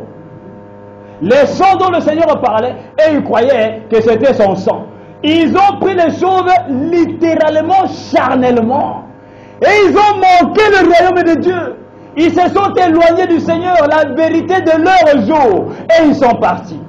Mais le petit méprisé, le petit groupe de méprisés du Seigneur, le Pierre et les autres, sont restés. Et quand le Seigneur s'est retourné, il a dit, mais vous êtes restés, vous aussi, vous n'allez pas partir avec eux. Pierre a dit, mais Seigneur, à qui irions-nous encore? C'est toi qui as la parole de vie. À qui allons-nous aller? Et aujourd'hui, de la même manière, quand la Bible déclare, alors elles vont manger les fruits, alors aujourd'hui, même les papas pasteurs, ils croient que ce manger-là veut dire, on a pris, on a mis dans la bouche, on a mâché, et ils ont avalé la pomme. Et à tout moment que quelqu'un a de tels raisonnements, il va aller loin de la présence de Dieu. Il sort complètement de la présence de Dieu. Et pourquoi Dieu fait cela? C'est pour sélectionner son peuple. C'est pour voir qui a la sémence réellement de Dieu. qui va continuer à comprendre les choses spirituelles. Et Dieu, dans sa parole, il met des pièges. Il pose des pièges. C'est pourquoi la Bible déclare à celui qui vaincra. Vous ne pouvez pas avoir la victoire sans combattre. Vous ne pouvez pas être vainqueur sans passer par la bataille. Quelle est cette bataille-là? C'est la foi. À croire à des choses impossibles que vous ne comprenez même pas. C'est pourquoi la parole, on ne la raisonne pas, on la croit par la foi. Et la foi ne vient pas de vous comme Paul le dit. La foi, c'est un don de Dieu. Ainsi, si quelqu'un n'a pas été prédestiné dès avant la fondation du monde à voir les mystères du royaume, il ne les verra jamais. C'est pourquoi on ne va pas à une école de théologie pour étudier la Bible. Ça n'a rien à voir. Ça ne vous sert à rien d'avoir des diplômes pour aller prêcher l'évangile. Les apôtres n'ont eu aucun diplôme. Pierre n'avait aucun diplôme. Mais le Seigneur lui a donné les clés du royaume. Pourquoi? Parce qu'ils étaient prédestinés. On ne reçoit pas le Saint-Esprit dans une école. Vous pouvez recevoir le Saint-Esprit dans votre propre toilette à la maison. Sans aller à l'école, sans même connaître et dire A, I, B. Ce n'est pas, Dieu n'a jamais inventé l'école. C'est le système que l'homme a fait sur la terre. Et Dieu a permis cela. Dieu veut que nous puissions comprendre sa parole. God wants us to understand His word. Then today we can understand that many people, they are picking the word of God carnally. The Lord in His day, when He said that the one that will not eat my flesh and neither drink my blood, He is not having even a life in him. Then 58 people just run away because they believe those things carnally. They were thinking that when the Lord said that eat, then it's just to pick some food, put inside the mouth, chew it and just swallow. They were thinking that the Lord was willing to make them eat His own flesh and drink His own blood. They understand things carnally in such a way that they went out from the presence of the Lord and they missed to just receive what the everlasting life in the day. It's the same way that the people are doing today, picking the Bible carnally, believing things carnally. The same way as the Bible said that Adam and Eve, they ate what a fruit in the Garden of Eden, and the people are picking those carnally. At any time a man can do such a thing, he will go out from the presence of the Lord. Ainsi nous voyons, bien aimés, voici les principes de Dieu. Ne l'oubliez jamais, la Bible est écrite en parabole. Surtout, il y a deux livres que le diable n'aime pas dans la Bible. Quels sont ces deux livres? C'est le livre de Genèse et le livre d'Apocalypse. Il n'aime pas toute la Bible, mais Frère Branham nous dit les deux livres qu'il aime le plus, qu'il n'aime pas le plus, c'est le livre de Genèse et d'Apocalypse. Il dit pourquoi? Parce que le livre de Genèse nous révèle comment le diable est entré, comment il a commencé son plan. Et le livre d'Apocalypse nous révèle sa fin, comment il va terminer sur la terre. Alors lui, il aveugle les gens à ne pas comprendre le livre de Genèse et le livre d'Apocalypse, parce que ce sont les livres qui le révèlent. Et Genèse aussi nous révèle aussi Christ, et les livres d'Apocalypse aussi nous révèlent Christ. Les deux arbres qui étaient là-bas, chacun doit produire ses fruits au temps de la fin dans le livre d'Apocalypse. C'est là qu'il est révélé en tant que la bête. C'est pourquoi la Bible déclare il était la bête là-bas au commencement. Au temps de la fin dans le livre d'Apocalypse, il a encore la bête. Apocalypse 13, 8. Calculez le chiffre de la bête, car c'est un chiffre d'homme. Et son chiffre est 666. Mais ici, quand Apocalypse dit la bête, pourquoi les gens ne disent pas que c'est une bête? Tout le monde sait qui est cette bête-là. Et la Bible dit c'est un homme. Mais là-bas dans Genèse, quand la Bible déclare que le serpent était l'animal le plus rusé de tous les animaux des champs, les gens disent qu'il était un animal. Mais nous sommes tous des animaux, vous ne le savez pas. Oh. Mais allez, la science nous dit que nous sommes des animaux à sang chaud. Quelle différence il y a entre votre chair et la chair du bœuf? Vous savez la différence? C'est juste le goût. Si on cuisine la chair d'un homme ici, hein, une sœur qui sait bien faire la cuisine, on lui donne la chair humaine, il cuisine cela ou bien il grille cela très bien, il vous donne avec du bon foufou, et qu'on ne vous dise pas que c'est la chair humaine, vous allez manger et vous allez remercier la sœur avec des cure-dents, ma sœur, que Dieu te bénisse. Mais quand on va vous révéler que vous avez mangé un homme, vous allez vouloir vomir. Mais quand il mangeait, là, il se réjouissait. Cette sœur, c'est que Dieu la bénisse.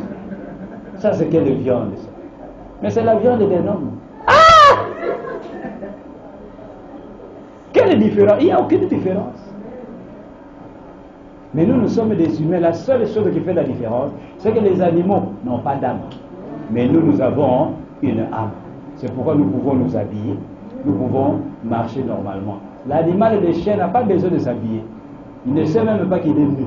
Pour lui, il n'est même pas nu. Parce que sa peau là, c'est son habit. Ah. Vous voyez? Donc, bien aimé, c'est pour vous montrer que nous devons savoir comment Dieu parle. Et en ce temps de la fin, quand Dieu nous a envoyé un prophète, le même esprit qui était dans tous ces prophètes-là, c'est de trouver dans William Branham. De telle manière que lui aussi, il a parlé de la même manière. Il y a un message pour le monde. L'âge de l'Odyssée.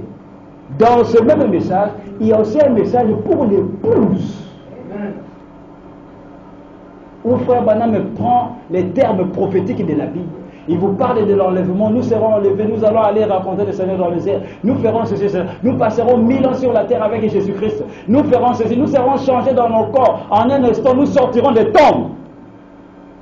Mais quand il se tourne et il commence à enseigner et révéler les mystères, il vous révèle maintenant c'est quoi l'enlèvement. Il vous révèle c'est quoi le millénium.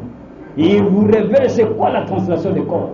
Il vous révèle comment Jésus reviendra sur la terre. Maintenant, c'est à chacun de nous de choisir de quel côté il se trouve. C'est lui qui va aller continuer à dire « Ah, c'est un bon agriculteur, un agronome, il a parlé de semences. » Ça, c'est ce qu'il est. Il s'identifie au message qu'il a écouté. Mais les véritables disciples savent ce que c'est que l'enlèvement. Ils savent ce que c'est que comment le Seigneur reviendra sur la terre. Ils savent ce que c'est que le millénium. Ils comprennent ce que Dieu a fait en ce temps de la fin. Et c'est pourquoi aujourd'hui, nombreux vont se trimballer avec des citations. Tu vois ici, frère Branham a dit ceci. Nous attendons la venue du Seigneur. Vous qui êtes à Dixon, vous qui êtes à Jeffersonville, nous attendons la venue du Seigneur. Oui, c'est Amen. Il a dit. Mais quand est-il dans aujourd'hui, cette écriture est accomplie? Oui, il dit, je sais, j'ai étudié la parole avec une douzaine d'écritures. Et j'ai eu l'évidence que cette génération est celle qui verra la venue du Seigneur sur la terre. Les retours de Jésus-Christ sur la terre. Il continue de dire, je vous dis encore ce soir. Aujourd'hui, cette écriture est accomplie devant vous aussi. Vous qui êtes à Tucson, vous qui êtes à Jefferson, vous qui êtes... Aujourd'hui, je vous dis encore, cette écriture est accomplie devant vous aussi. Alors les deux écritures ici, chacun doit s'identifier où il est. Si vous êtes encore dans la Odyssée, vous prenez votre écriture. Nous n'avons pas à nous batailler. Vous avez choisi ce que vous êtes. Alors, celui qui a choisi aussi de l'autre côté, mais ne faites pas des histoires avec lui, ne la haïssez pas. Lui, il est ce qu'il est, c'est une épouse du Seigneur. Frère Branham me disait en son jour, Malachie 4 n'est pas encore accompli. Nous attendons la venue de Malachie 4. C'est le grand prophète qui va venir. Mais d'autre part, il se tourne et dit, Malachie 4 est accompli. Ah. Maintenant, c'est quelqu'un qui va se mettre avec ses deux écritures. Il va dire quoi? Non, nous attendons Malachie 4. Oui, mon frère, amen, que Dieu te bénisse, attends. Mais moi, j'ai d'autres écritures ici où il m'a dit que c'est accompli. Alors, chacun se positionne qui il est. Dans la Odyssée ou dans l'âge de l'épouse. Vous voyez, bien aimé? C'est comme ça que Dieu parle. C'est pourquoi ne comprenons pas la Bible avec nos pensées. Demandons toujours l'application spirituelle de la parole de Dieu. Car tout ce qui est dans la Bible a une signification spirituelle. Quand Dieu parle, il ne parle pas juste aux animaux, il ne parle pas juste à propos des herbes, ni à propos des arbres. Il vient nous montrer ce que nous devons être et comment nous devons nous conformer à lui. L'évangile, ça adresse premièrement à nous, les humains. Mais Dieu l'a fait d'une manière codée, énigmatique, parce qu'il parle toujours en parabole. mais à son peuple, il leur explique la signification des paraboles. C'est comme ça que nous devons comprendre la Bible, le langage de Dieu. Sachant que Dieu, quand il parle, il a son propre langage. When God used to speak, he gets his own language. Then we are not supposed to be understanding the word of God, the Bible carnally, as many people today thinking that because it's written like that, then it's so. The prophet of God in his day will say that we are waiting for Malachi 4, that messenger, to come. But you will see another scripture where he said that the Malachi 4 is fulfilled. And some people, they will get in this scripture and say, you see, Malachi 4 is not fulfilled. Yes, it's true. That's the Lord. It's written. Then you go pick it. But there is another scripture where he said that it's fulfilled. Then each one of us is supposed to pick now the scripture that are concerning him. Then we cannot fight between ourselves. The only thing, everybody, each one of us, we know now his own position. Amen? Donc vous comprenez bien aimé, c'est ça la loi de Dieu. Et quand vous rencontrez quelqu'un qui vous dit non, ce n'est pas cela, dites-lui merci. Moi aussi je voudrais être dans la vérité. Démontre-moi cela par la Bible. On vérifie la parole par la parole. Ce n'est pas en l'air. Ce n'est pas parce que quelqu'un a dit que ce n'est pas cela, donc ce n'est pas cela. Frère Madame nous disait en son jour, le prophète de God will say in his day, il dit quelqu'un peut construire une maison, il va faire une cave, hein, en dessous de la maison. Et il va entrer dans la cave, il va s'enfermer là-bas. Il va même prendre une couverture, mettre sur lui. Et il va se mettre à dire, le soleil n'existe pas. Je ne crois pas au soleil. Le soleil n'existe pas.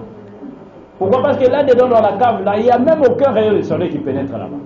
Et il va s'enfermer là-bas des années. Le soleil n'existe pas. Moi, je ne crois pas au soleil. C'est du diable. Le soleil n'existe pas. Frère Banam me dit, quoi qu'ils disent cela, cette personne-là, il peut continuer à dire cela des années.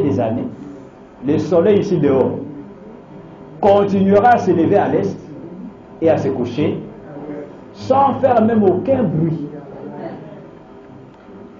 Pour vous dire que ce que quelqu'un affirme ne va en rien changer la vérité. La vérité restera ce qu'elle est. Qui qu'il soit qui dit ce n'est pas cela, mais si c'est cela, cela ne changera en rien la chose. Et frère Banam dit, quand quelqu'un ne croit pas, parce qu'il n'est pas appelé à croire. La Bible et la parole, c'est pour les croyants.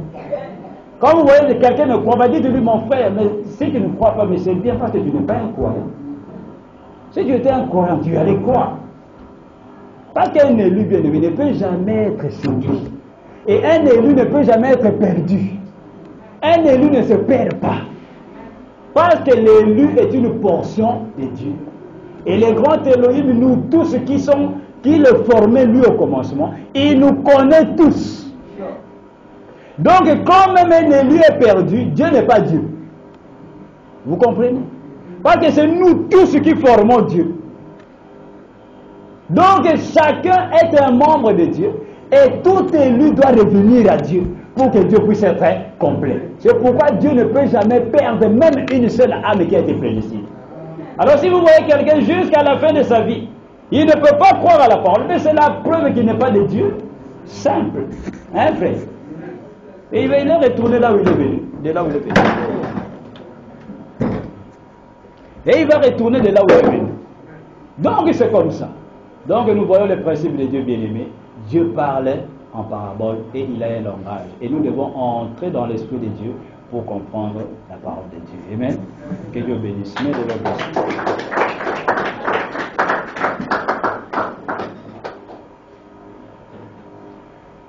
Nous allons incliner nos têtes et nous allons prier le Seigneur. Let us bow our heads and let us pray the Lord. Élevons nos voix et remercions le Seigneur.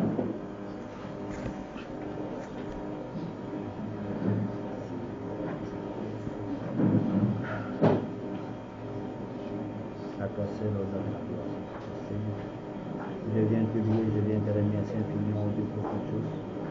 Sois béni ce matin, Seigneur, Père, pour ce que tu fais pour nous. À toi l'honneur et la gloire, Père. Aide-moi à marcher avec ta face. Aide-moi et guide-moi par ta main puissante. Ne me délaisse point, ne m'abandonne pas, Père. Guide-moi par ta main puissante. Dans le nom précieux du Seigneur Jésus-Christ. À toi seul l'honneur et la gloire. Aide-moi de servir personne. Ôte, ô Dieu de mon Père, toute incrédulité du milieu de ton peuple. Et je remets éternel de puissance au genre de Saint-Denis. Que tu puisses combattre le diable qui va essayer de limiter Dieu Père Saint-Denis. Toi qui es Dieu Seigneur, fais quelque chose dans les vies. Manifeste-toi d'une manière surnaturelle de cette situation, afin que les gens qui sont là-bas puissent venir par le nom puissant du Seigneur.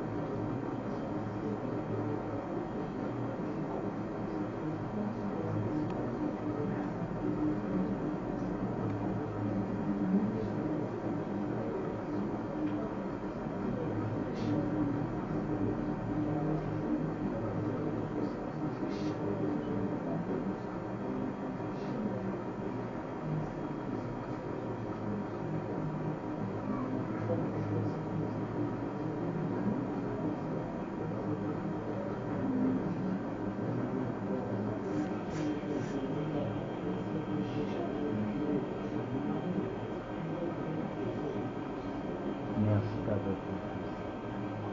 Aide-moi que tu sois là.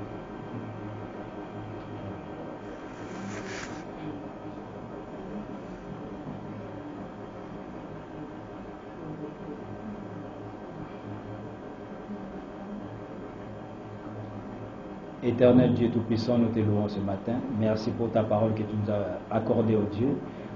Bénis ton peuple qui est venu devant de ta face pour écouter ces choses, Seigneur. Et nous prions que tu puisses accorder à chacun l'entendement spirituel, la révélation, l'application spirituelle de ta parole, afin que nous puissions te connaître, toi le seul vrai Dieu, connaître comment tu parles, Seigneur Dieu, à ton peuple, afin que nous ne puissions pas nous achoper comme le monde le fait, ô Dieu, en ces temps de la fin.